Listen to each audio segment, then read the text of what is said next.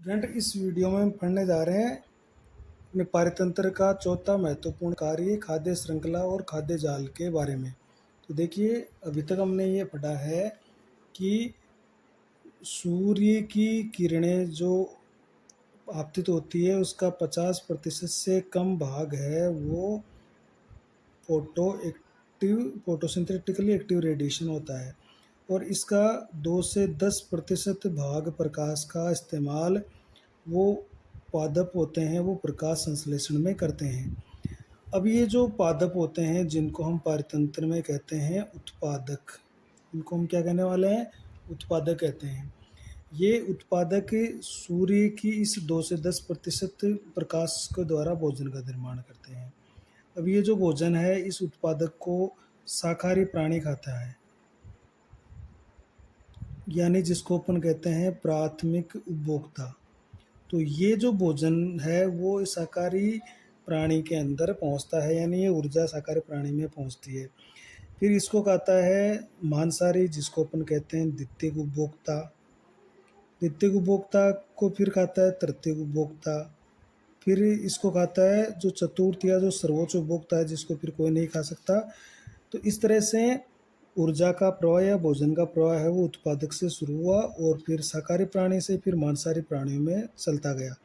तो ये जीवों की एक श्रृंखला बन रही है ऊर्जा के प्रवाह के कारण।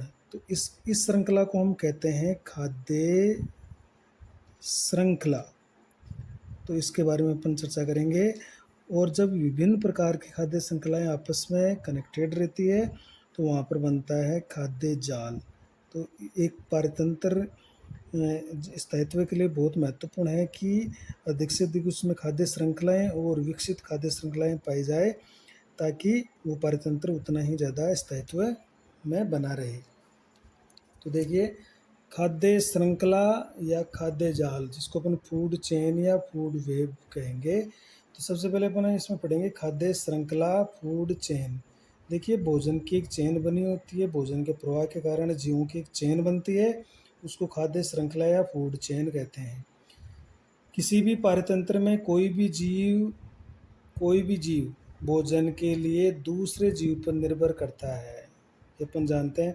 प्राथमिक उपभोक्ता जो कौन होते हैं? शाकाहारी होते हैं, वो उत्पादकों से भोजन ग्रहण करते हैं। तृतीय उपभोक्ता प्राथमिक उपभोक्ताओं से भोजन ग्रहण करते हैं, तथा इसी प्रकार तृतीय उपभोक्ता द्वितीय उपभोक्ता से भोजन ग्रहण करता है।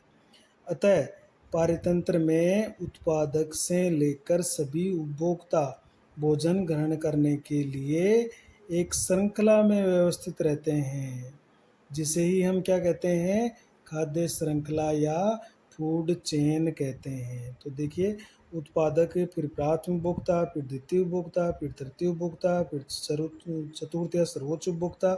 इस तरह से जीवों की एक श्रृंखला बनी हुई है, एक श्रृंखला में व्यवस्थित है, उसे अपन खाद्य श्रृंखला या फूड चेन कह रहे हैं।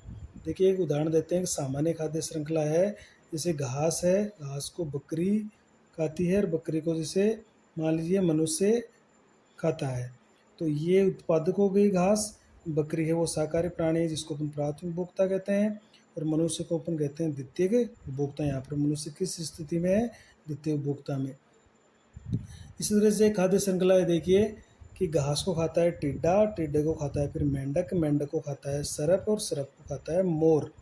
तो यहाँ पर जो घास है वो उत्पादक है, टिड्डा है वो प्राथमिक उपभोक्ता है क्योंकि ये शाकाहारी है, मेंढक है वो द्वितीय उपभोक्ता है और ये मांसाहारी है, और मांसाहारी में भी कौन सा है? ये प्राथमिक मांसाहारी है। और सरप है यहाँ पर तृतीय उपभोक्ता है और ये द्वितीय प्रकार का मांसाहारी है। और मोर सर्वोच्च उपभोक्ता है, क्योंकि इसको और कोई नहीं खा सकता, और इसके मरने पर इसके शरीर का अपघटन हो जाता है, तो ये सर्वोच्च उपभोक्ता है, या इसको अपन तृतीय मांसाहारी भी कहते हैं। तो इस तरह से भोजन का प्रवाह के दौरान इन जीवों की एक श्रृंखला बनी हुई है, देखिए। तो इस श्रृंखला को अपन एक खाद्य श्रृंखला कहते हैं। तो ये जैसे इसमें बड़ी खाद्य श्रृंखला है, एक छोटी सी खाद्य श्रृंखला है। इसके अंदर लगभग 5 स्टेप है, इसके अंदर लगभग 3 सदस्य हैं। देखिए, खाद्य श्रृंखला के प्रत्येक स्तर, ये एक इम्पोर्टेंट बात है, खाद्य श्रृंखला के प्रत्येक स्तर या जीव को पोषक स्तर या ट्रॉपिक लेवल या ऊर्जा स्तर एनर्जी लेवल कहते हैं। जैसे अभी हमने उदाहरण दिया था कि घास को जैसे कीट खा रहा है, कीट को मेंढक खा रहा है, मेंढक को सर्प खा रहा है, सर्प को मोर खा रहा है।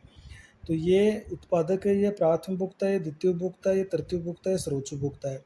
तो हम ये कह रहे हैं कि ये खाद्य श्रृंखला है, इसका प्रत्येक जीव, जैसे ये भी एक जीव है, ये कीट भी एक जीव है, मेंढक भी एक जीव है, सर्प भी एक जीव है और मोर भी एक जीव है।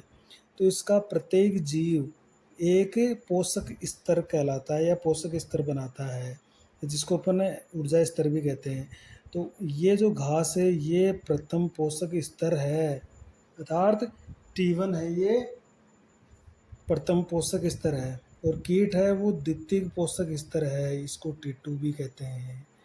इसी तरह से मेंढक है वो तृतीय पोषक स्तर है, T3। सर्प है यहाँ पर चतुर्थ पोषक स्तर है, मोर है यहाँ पर पंचम पोषक स्तर T5 है। तो कहने का मतलब है उत्पादक जो होता है वो प्रथम पोषक स्तर होता है, और ये जो प्राथमिक उपभोक्ता होता है ये द्वितीय पोषक स्तर होता है। तृतीय उपभोक्ता जो द्वितीय उपभोक्ता होता है वो तृतीय पोषक स्तर होता है, तृतीय उपभोक्ता होता है वो चतुर्थ पोषक स्तर होता है।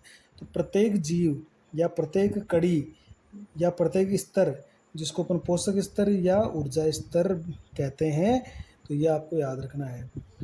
एक प्रश्न है जैसे कि उत्पादक कौन से पोषक स्तर में आते हैं या कौन से पोषक स्तर का निर्माण करते हैं। तो उत्पादक कौन से पोषक स्तर का निर्माण करते हैं, ये प्रथम पोषक स्तर का निर्माण करते हैं। इसी तरह से क्वेश्चन आ गया कि शाकाहारी प्राणी का कौन पोषक स्तर कौन सा है।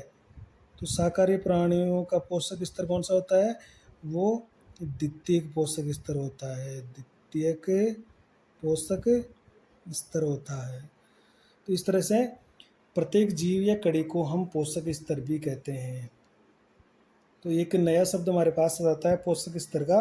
तो पोषक स्तर हम प्रत्येक जीव या स्तर को या कड़ी को हम एक पोषक स्तर मानेंगे, तो उत्पादक से ये पोषक स्तर शुरू हो जाता है।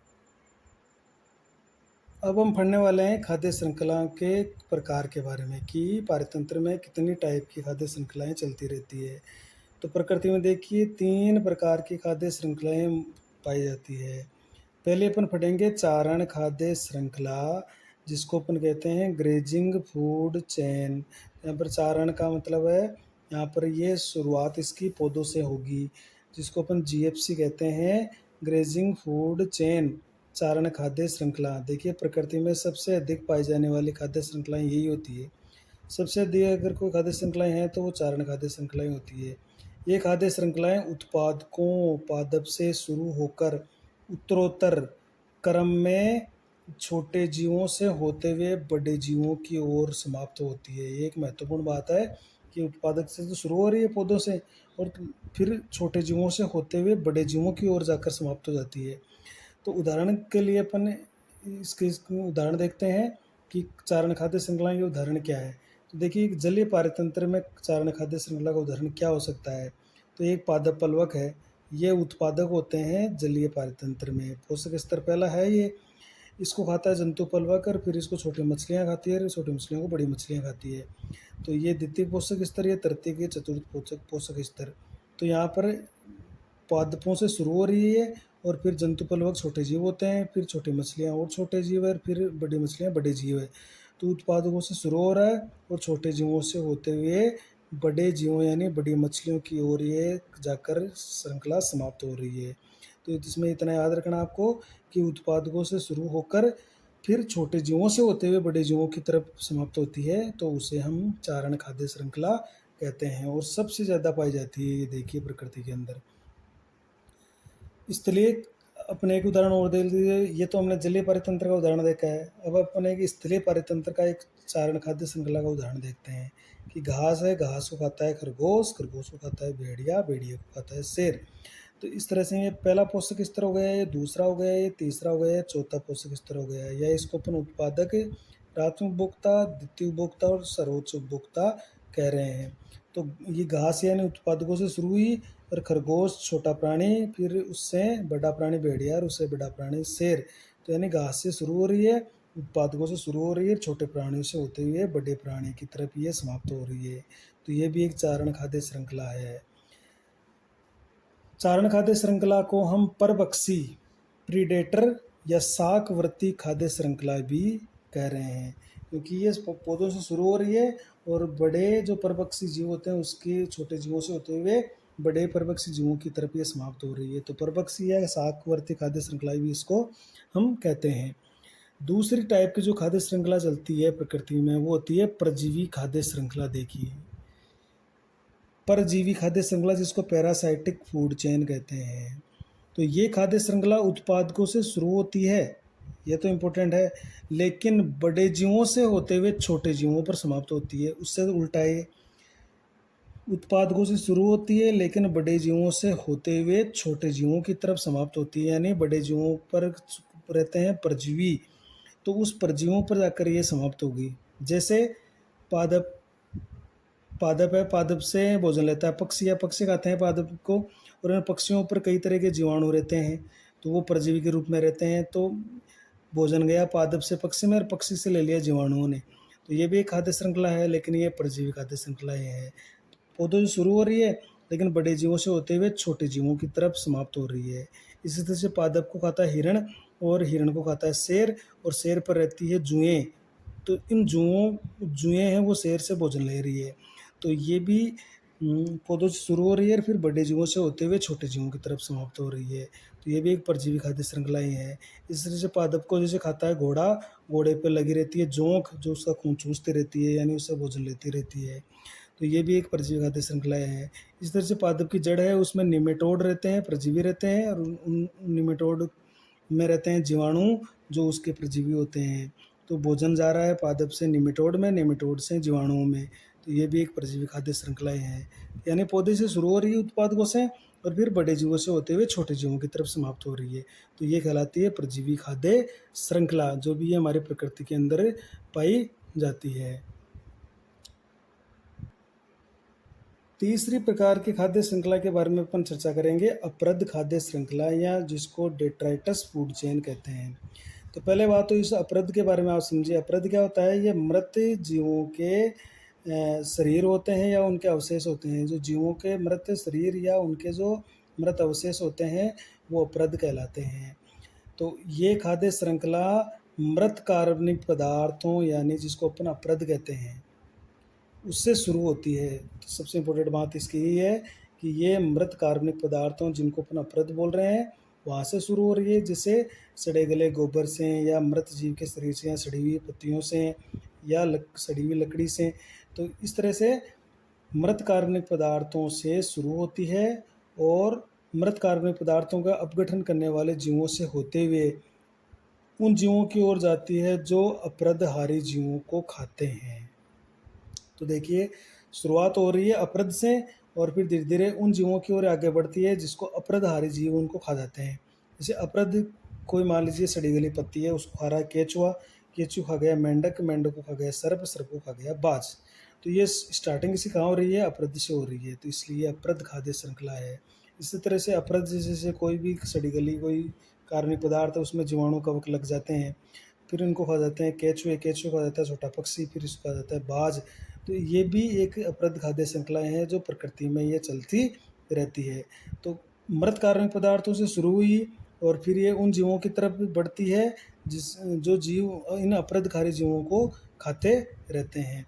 तो ये कहलाती है अपरद खाद्य श्रृंखलाएँ। तो चारण, परजीवी और अपरद खाद्य श्रृंखलाएँ, ये मुख्यतः 3 तरह की खाद्य श्रृंखलाएँ हमारी प्रकृति में पाई जाती है। देखिए, कुछ अपने स्पेशल बिंदु भी लिखे हैं कि जलीय पारितंत्र में चारण खाद्य श्रृंखला ऊर्जा प्रवाह का महत्वपूर्ण साधन या माध्यम है। तो जलीय पारितंत्र में जो ऊर्जा प्रवाह का सबसे महत्वपूर्ण जो प्रकार है वो है चारण खाद्य श्रृंखला, ये याद रखिएगा।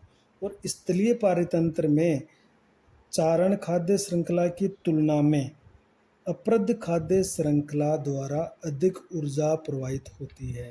तो ये भी एक महत्वपूर्ण बात है कि स्थलीय जो पारितंत्र होते हैं, जो वन होते हैं, जंगल होते हैं, वहाँ पर चारण खाद्य श्रृंखला की तुलना में, हालांकि चारण भी चलती है लेकिन उसकी तुलना में अपरद खाद्य श्रृंखला से बहुत ज़्यादा ऊर्जा का प्रवाह किया जाता है, जबकि जलीय पारितंत्र में चारण खाद्य श्रृंखला मुख्य माध्यम होती है ऊर्जा के प्रवाह की।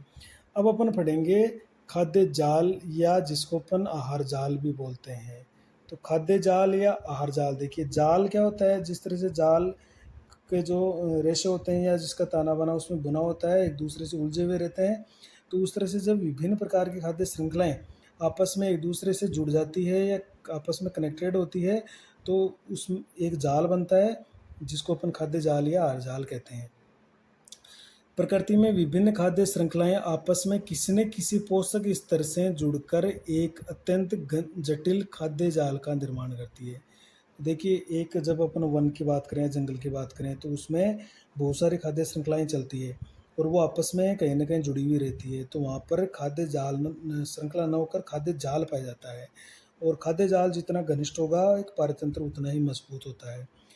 तो हम यही कह रहे हैं कि विभिन्न खाद्य श्रृंखलाएं जब आपस में किसी न किसी पोषक स्तर पर जुड़ी रहती है, तो एक घनिष्ठ जाल बनता है, उसको अपन क्या कर रहे हैं, खाद्य जाल कहते हैं। खाद्य श्रृंखलाओं का आपस में प्राकृतिक अंतर संबंध खाद्य जाल का निर्माण करता है। तो ये किताब में इस तरह से ये लिखा हुआ है कि खाद्य श्रृंखलाओं का एक प्राकृतिक अंतर संबंध जो होता है, आपस में जो जुड़ाव है, वो खाद्य जाल का निर्माण करता है। आहार जाल में प्रत्येक जीव के पास खाने के या भोजन के लिए एक से ज़्यादा विकल्प मौजूद होते हैं। अगर एक जीव नष्ट भी हो जाता है तो उसके खाने के लिए दूसरा जीव उसको मिल जाएगा। तो इस तरह से आहार जाल में एक जीव को बहुत सारे ऑप्शन मिलते हैं, विकल्प मिलते हैं भोजन के। इसलिए आहार जाल जितना ज़्यादा जटिल या घनिष्ठ होता है, पारतंत्र उतना ही अधिक स्थायी होता है। तो खाद्य जाल जितना ज़्यादा मजबूत होगा, उसमें आहार श्रृंखलाएँ जितनी ज़्यादा होगी, एक पारतंत्र उतना ज़्यादा मजबूत होगा, स्थायी होगा, उसमें जीवों की संख्या भी रहेगी और वहाँ पर उनको भोजन के लिए अधिक से अधिक विकल्प भी मौजूद रहेंगे। तो ये होता है खाद्य जाल या जिसको अपन आहार जाल कहते हैं। अब यहाँ पर अपन कुछ विशेष बिंदु की चर्चा कर लेते हैं, जिसका अपन पहले चर्चा कर चुके हैं कि कोई भी जीव प्राप्त की गई ऊर्जा का केवल 10% भाग ही अपने शरीर के निर्माण में कर सकता है, यानी अपने शरीर में कार्बनिक पदार्थों का निर्माण कर सकता है। 90% ऊर्जा को वो अपने उपापचय क्रियाओं यानी श्वसन वगैरह में खर्च कर लेगा, यानी केवल 10% ऊर्जा को ही अपने शरीर में संचित कर पाता है। तो इसका उदाहरण अपन एक देख सकते हैं कि जैसे सौर ऊर्जा की मात्रा 1000 कैलोरी है, तो पौधे के अंदर 10% यानी 100 किलो कैलोरी संचित रहेगी। प्राथमिक उपभोक्ता यानी जो दूसरा पोषक स्तर, उसमें 10 किलो कैलोरी, फिर तीसरे पोषक स्तर पर 1 कैलोरी, फिर चौथे स्तर पर 0.1 कैलोरी, फिर पाँचवें स्तर पर 0.01 कैलोरी। यानी जिस जिस पोषक स्तर पर अपन जा रहे हैं, 10% ऊर्जा ही संचित हो पाती है, यानी वो जीव अपने शरीर का निर्माण कर पाएगा केवल 10% ऊर्जा से। बाकी 90% ऊर्जा को वो खर्च कर देगा। जैसे 100 किलो कैलोरी, जैसे ही ये 100 किलो कैलोरी को प्राथमिक उपभोक्ता खाता है, तो इसमें से 90 कैलोरी को तो ये खर्च कर लेगा, केवल 10 कैलोरी को ये अपना शरीर बनाएगा। फिर इसको ये खाता है द्वितीय उपभोक्ता, तो ये 10 कैलोरी परसेंट के ऊर्जा को ही अपने शरीर में संचित कर पाएगा, यानी 1 कैलोरी को 90% कैलोरी यानी 9 किलो कैलोरी को ये खर्च कर लेगा। तो इस तरह से केवल 10% ऊर्जा ही संचित रह पाती है, या जीव अपने शरीर का निर्माण कर सकता है 10% ऊर्जा से, 90% को वो खर्च कर लेगा। ऊर्जा प्रवाह के हमने आयाम भी देख चुके हैं कि ऊर्जा का प्रवाह में एक दिशीय होता है, यानी उत्पादक से प्राथमिक उपभोक्ता, फिर द्वितीय उपभोक्ता, फिर तृतीय उपभोक्ता, फिर चतुर्थ उपभोक्ता। इस तरह से एक ही दिशा में ऊर्जा का प्रवाह होता है। और एक खाद्य श्रृंखला में जो विभिन्न पोषक स्तर होते हैं, उसके बढ़ते क्रम में ऊर्जा का प्रवाह हमेशा घटता जाता है, कम होती जाती है ऊर्जा, यानी सर्वोच्च ऊर्जा होती है उत्पादक में और सबसे कम होगी सर्वोच्च उपभोक्ता में। तो ऊर्जा का प्रवाह धीरे धीरे घटता जाता है। तीसरा जो महत्वपूर्ण बिंदु वो है स्थित सस्य या खड़ी फसल, जिसको स्टैंडिंग क्रॉप कहते हैं। तो ये भी आपको याद रखना है, स्थित सस्य या खड़ी फसल क्या होती है, स्टैंडिंग क्रॉप इसको बोलते हैं। तो एक कोई अपने विशिष्ट समय ले लेते हैं, उस समय पर प्रत्येक पोषक स्तर पर उपस्थित कुल जीवित कार्बनिक पदार्थ की मात्रा को हम क्या कहने वाले हैं, स्थित सस्य या खड़ी फसल बोलने वाले हैं। तो किसी भी समय, अगर एक विशिष्ट समय अपन लें और उसके प्रत्येक पोषक स्तर पर कुल कार्बनिक पदार्थों की जो मात्रा, जीवित कार्बनिक पदार्थों की मात्रा, उसको अपन स्थित सस्य या खड़ी फसल कहते हैं। स्थित सस्य या खड़ी फसल को जैव मात्रा या जैव भार बायोमास के रूप में मापा जाता है। तो जैसे उत्पादक होता है, उत्पादक को खाता है प्राथमिक उपभोक्ता, प्राथमिक उपभोक्ता को खाता है द्वितीय उपभोक्ता। तो जैसे हमने इन पोषक स्तरों पर हमने ले लिया, तो प्रत्येक पोषक स्तर पर कुल कितना जीवित कार्बनिक पदार्थ है वो उसकी कहलाएगी खड़ी फसल या स्थित सस्य या उसका जैव भार। उत्पादक का जैव भार, प्राथमिक उपभोक्ता का जैव भार या द्वितीय उपभोक्ता का जैव भार। तो कुल जीवित कार्बनिक पदार्थों की मात्रा किसी समय वो क्या कहलाएगी? स्थित सस्य या खड़ी फसल। इसमें थोड़ा सा और देख लेते हैं अपन, कुछ पॉइंट इसमें बचे हुए हैं कि किसी प्रजाति के जैव मात्रा या जैव भार को ताजे या शुष्क भार के रूप में व्यक्त किया जाता है। देखिए, तो जैव मात्रा है जो जैव भार होता है उसको ताजे या शुष्क भार के रूप में व्यक्त किया जा सकता है, या तो फ्रेश या ड्राई वेट। फ्रेश के अंदर पानी होता है जबकि ड्राई वेट के अंदर पानी नहीं होता है। केवल जैव भार का शुष्क भार के रूप में मापन अधिक परिशुद्ध होता है। जैव भार का शुष्क भार के रूप में मापन करें तो वो ज़्यादा अच्छा है, क्योंकि ताजे भार में जल की मात्रा शामिल होती है और जल से किसी भी प्रकार की ऊर्जा प्राप्त नहीं होती है। इसलिए जल को हम हटा दें तो वहाँ पर बन जाता है शुष्क भार। तो जैव भार को शुष्क रूप भार में मापना सही है। तो ये प्रश्न आ सकता है कि जैव भार को ताजे भार में मापना सही है या शुष्क भार में? तो जैव भार को शुष्क भार यानी ड्राई वेट में मापना अच्छा है, क्योंकि शुष्क भार में या ताजे भार में जो होता है वो पानी होता है और पानी से किसी भी प्रकार की ऊर्जा हमें प्राप्त नहीं होती है, तो उसको हटा देना ही सही होता है। एक प्रश्न है कि एक पारिस्थितिकी तंत्र में पोषक स्तर का आरेखीय निरूपण करना। तो एक पारिस्थितिकी तंत्र ले लेते हैं, उसके जो विभिन्न पोषक स्तर है उसका अपने चित्र बनाए। तो हम इस तरह चित्र बना सकते हैं। उत्पादक है, उत्पादक प्राथमिक उपभोक्ता है, ये इस तरह से अपन दे सकते हैं। प्राथमिक उपभोक्ता को से भोजन लेता है द्वितीय उपभोक्ता, द्वितीय उपभोक्ता से लेता है तृतीय उपभोक्ता। तो इस उत्पादक पोषक स्तर दिखाने हैं अपन को। तो हम जानते हैं कि उत्पादक होता है प्रथम पोषक स्तर, प्राथमिक उपभोक्ता होता है द्वितीय पोषक स्तर, और तृतीय उपभोक्ता होता है तृतीय पोषक स्तर, और तृतीय उपभोक्ता होता है चतुर्थ पोषक स्तर। इसके कुछ उदाहरण भी है, जैसे प्राथमिक प्रथम पोषक स्तर उत्पादकों के पादप पल्वक के घास वृक्ष। द्वितीय पोषक स्तर या प्राथमिक उपभोक्ता के उदाहरण है जंतु पल्वक टिड्डे या गाय। इस तरह से तृतीय पोषक स्तर के उदाहरण है पक्षी, मछलियाँ, भेड़ियाँ। इसके अलावा चतुर्थ पोषक स्तर के उदाहरण जैसे मनुष्य और शेर या सर्वोच्च उपभोक्ता के ये उदाहरण हैं। तो इस तरह से ध्यान रखिएगा, उत्पादक प्रथम पोषक स्तर होता है हमेशा, बाकी को हम लिखते जाएंगे ऐसे ही। एक पारितंत्र में पोषक स्तरों में ऊर्जा के प्रवाह का आरेख बनाएं। तो इस तरह से आरेख बना सकते हैं अपन। एक पारितंत्र ले लें और उसमें पोषक स्तरों में ऊर्जा का प्रवाह दिखाएं। तो ये है उत्पादक, प्राथमिक उपभोक्ता, द्वितीय उपभोक्ता, तृतीय उपभोक्ता, चतुर्थ उपभोक्ता। इसको अपन कहते हैं प्रथम पोषक स्तर, प्रथम पोषक स्तर। फिर ये दूसरा, ये तीसरा, ये चौथा और ये पांचवा पोषक स्तर। तो उत्पादक, प्राथमिक उपभोक्ता, द्वितीय उपभोक्ता, तृतीय उपभोक्ता, चतुर्थ उपभोक्ता, या इस तरह से दिखा देंगे उत्पादक, प्राथमिक उपभोक्ता, द्वितीय उपभोक्ता, तृतीय उपभोक्ता या चतुर्थ उपभोक्ता। तो इसमें पहला पोषक स्तर उत्पादक हो गया, फिर ये दूसरा हो गया, फिर ये तीसरा हो गया, फिर ये चौथा हो गया और ये पांचवा पोषक स्तर हो गया। तो पोषक स्तरों से को दिखाते हुए अपन ऊर्जा प्रवाह का आरेख भी इस तरह से बना सकते हैं। तो आज की वीडियो में हमने पढ़ा है खाद्य श्रृंखलाएं और खाद्य जाल के बारे में। नेक्स्ट वीडियो में हम पारिस्थितिकी स्तूप के बारे में चर्चा करने वाले हैं। Thank you.